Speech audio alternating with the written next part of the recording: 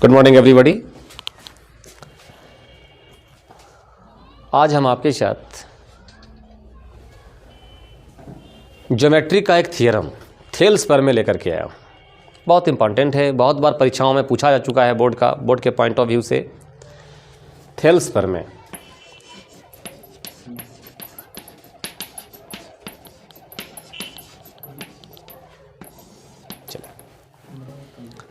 देखें थोड़ा थेल्स प्रमेय को समझने के लिए, क्योंकि त्रिभुज से संबंधित प्रमेय है, थेल्स साहब ने दिया था। इसके लिए हम थोड़ा सा आपको एक त्रिभुज की छोटा मोटा कॉन्सेप्ट दे देना चाहते हैं। पहले कोई त्रिभुज है तो त्रिभुज की आधार होता है, जिस आधार का मतलब होता है नीचे वाला, और ई जो है इसकी ऊंचाई होती है। मान लिया जाए इसका ABC एक त्रिभुज है जिसकी AD ऊंचाई है, तो इस त्रिभुज का क्षेत्रफल अगर निकालने के लिए हम कहेंगे त्रिभुज ABC का क्षेत्रफल, तो बड़ा आसानी से आप बताओगे। इसका सूत्र होता है 1/2 गुने आधार गुने ऊंचाई, 1/2 गुने BC गुने AD कहेंगे। ई जो AD है ये त्रिभुज ABC पर लंब है। ठीक है, लंब ना दो प्रकार के होती हैं, एक का नाम अंतर्धक लंब होती हैं और एक ना बहिर्धक लंब होती हैं या बाह्य लंब होती हैं। अंतः लंब कहने का मतलब जो त्रिभुज के अंदर हैं, बाह्य लंब कहने का मतलब जो त्रिभुज के बाहर लंब दी गई। किसी त्रिभुज के शीर्ष से भुजा के बढ़ाने पर अगर लंब खींची गई हैं तो उस लंब को बाह्य लंब कहेंगे। जैसे ऐसे समझे मेरे भाई, मान लीजिए ऐसा कोई त्रिभुज है, हम त्रिभुज के इस शीर्ष से इस त्रिभुज इसका नाम अगर मान ले जाते हैं ABC, तो ये ABC पर हम लंब गिराना चाहते हैं। लंब का मतलब होता है भुजा के साथ 90 डिग्री का कोण बनना चाहिए। तो इस पर कभी किसी कीमत में AB पर हम कोई रेखा कैसे भी खींच सकते हैं जिससे कि 90 डिग्री का कोण बन सकता है? नहीं बनेगा। तो फिर मेरे पास दूसरा ऑप्शन है कि भुजा को हम आगे की ओर बढ़ाएंगे, ऐसे ऐसे बढ़ाएंगे। अब इस भुजा को हम आगे की ओर बढ़ाएंगे तो इस पर ऐसे लंब दिए, लंब गिरा।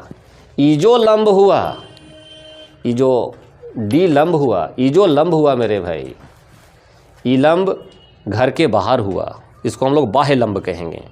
ठीक है, आधार तो AB हुआ ना, आधार तो AB हुआ, क्योंकि इसी भुजा के बढ़ाने पर लंब गिरा दिया गया है। तो इसका क्षेत्रफल अगर लिखना चाहेंगे, त्रिभुज ABC का क्षेत्रफल अगर लिखना चाहेंगे 1/2 आधार इसका फिर AB, चूँकि इसी भुजा को बढ़ाने से हुआ है, और ऊंचाई कितना CD।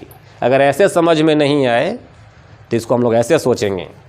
मान के चलिए किसी की शादी हुई, शादी हो रही है, तो शादी ना दो तरीके से, एक बारात घर में आई, घर में मतलब अंतः घर के अंदर बारात तक आई, और दूसरा कुछ ऐसा हो गया कि घर में बारात नहीं आ सकती हैं तो हम लोग धाम पर चले गए। लेकिन ब्याहवा तो ही लइकवा के हो रहा है, यानी इसी को भुजा को बढ़ाने से ना आगे लंब डाले हैं, तो आधार तो मेरा ये भी रह गया ना, लड़कावा तो ही है, चाहे वो धाम पर हो चाहे घरे हो। ये अगर ये अंतः लंब और बाह्य लंब का कॉन्सेप्ट समझ में आपको आ गया होगा तो गारंटी है कि आप थेल्स प्रमेय को कुछ नहीं समझिएगा। देखें, थेल्स साहब ने कहा है एक बात, थेल्स साहब ने एक बात कहा है कि किसी त्रिभुज में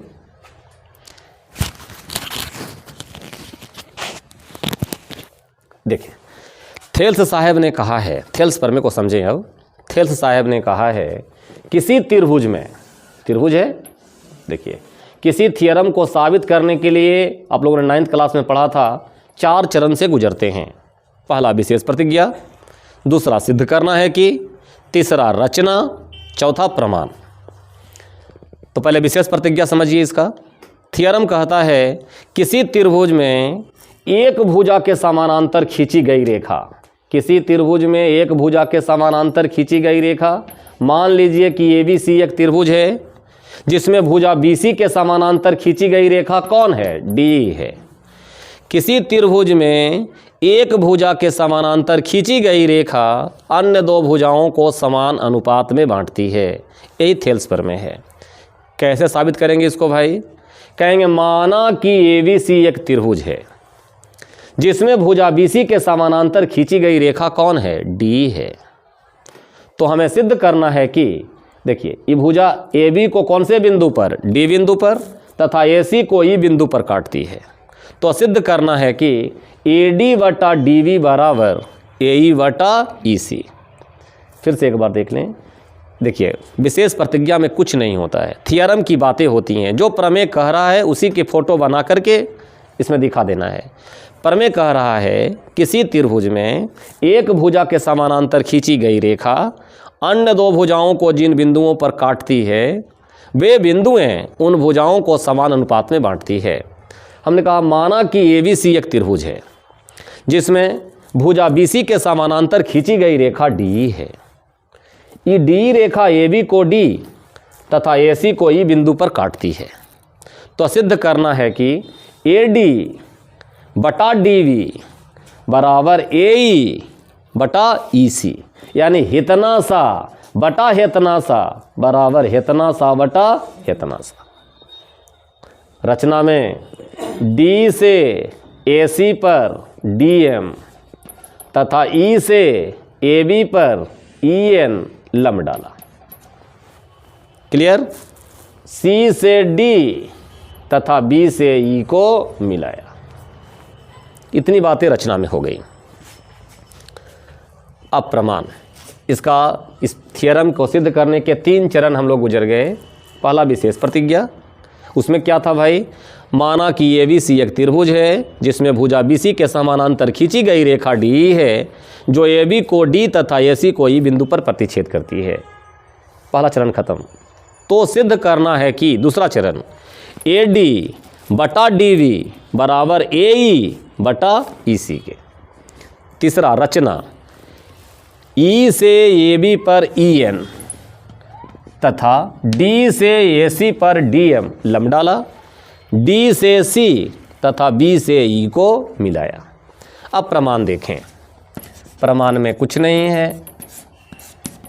त्रिभुज E वाला त्रिभुज ADE का क्षेत्रफल, त्रिभुज क्षेत्रफल होता है 1/2 गुने आधार गुने ऊंचाई। अभी सिखाए थे आपको 1/2।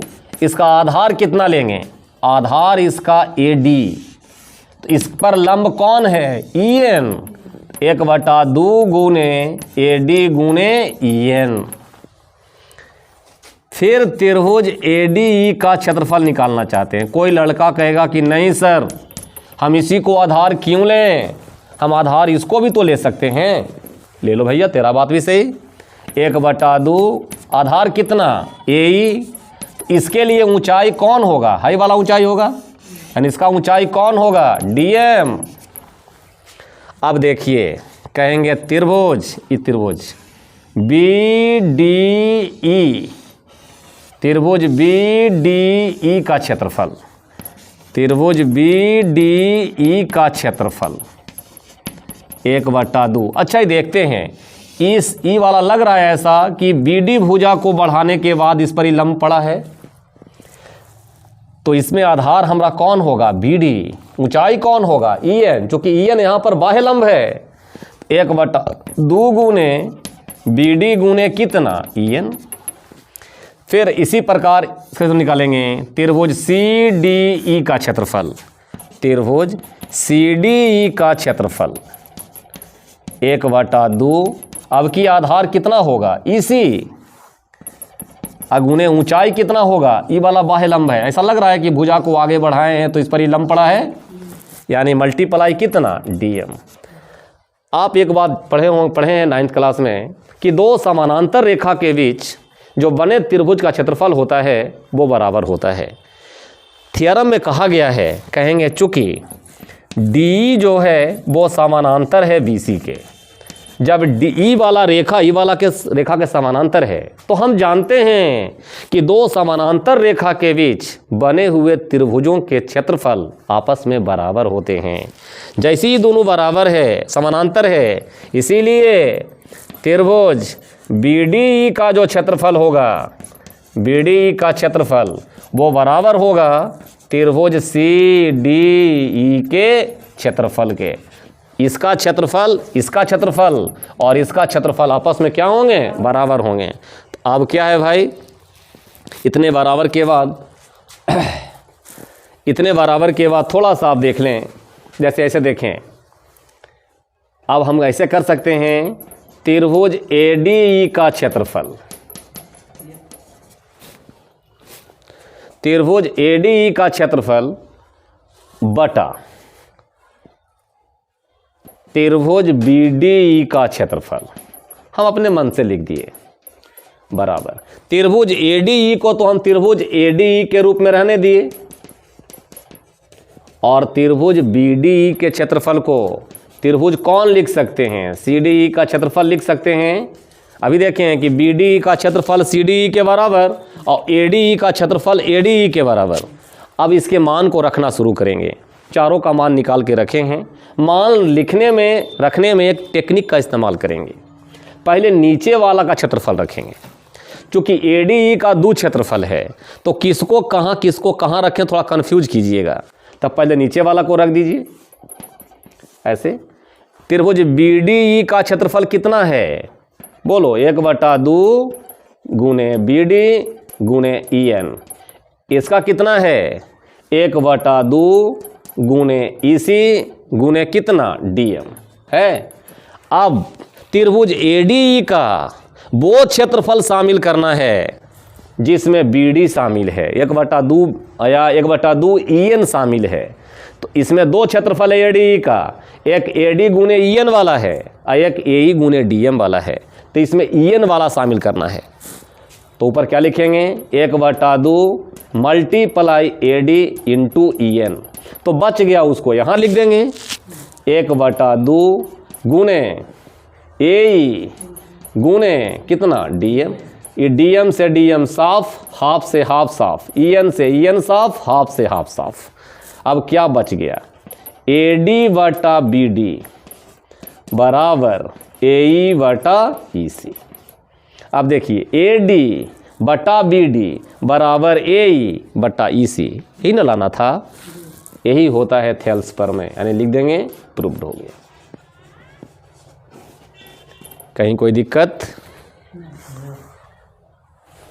ठीक है, थैंक यू।